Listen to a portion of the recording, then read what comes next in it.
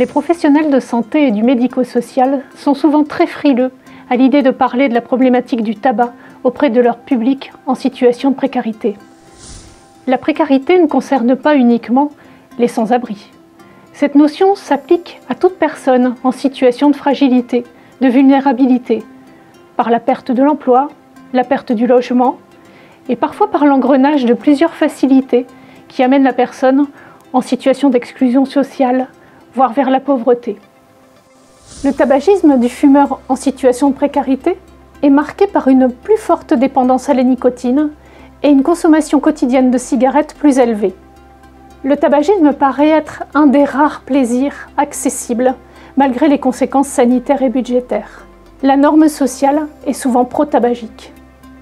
La cigarette représente un remède aux petits maux d'esprit, comme le stress, l'anxiété, la dépression, mais aussi l'ennui, la solitude. Le vécu de ces fumeurs est surtout centré sur les difficultés du quotidien et très peu tourné vers l'avenir. On retrouvera aussi des particularités par rapport à leur représentation. En effet, très souvent, des problématiques médicales s'ajoutent à des situations sociales déjà bien fragilisées. Le fumeur dans cette situation reconnaîtra assez facilement les effets délétères de son tabagisme sur son état de santé. Mais la perception de la sévérité de sa dépendance et de l'aspect addictif du tabac est souvent très floue. Il considère souvent aussi la motivation comme le seul élément clé pour tenter une expérience de réduction ou d'arrêt du tabagisme. Et il a très peu confiance en lui.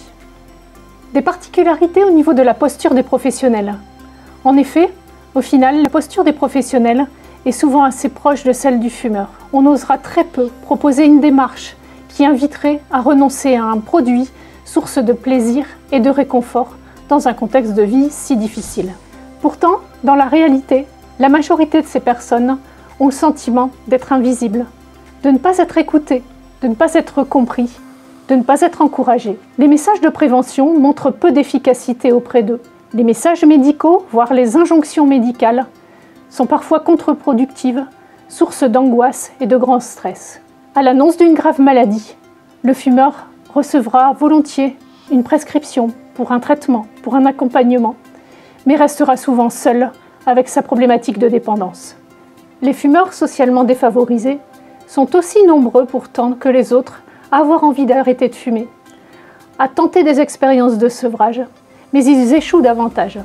Ces fumeurs très dépendants restent souvent enfermés dans leur comportement par fatalisme, c'est comme ça, par manque de perspective d'avenir et par perte des illusions de réussite surtout.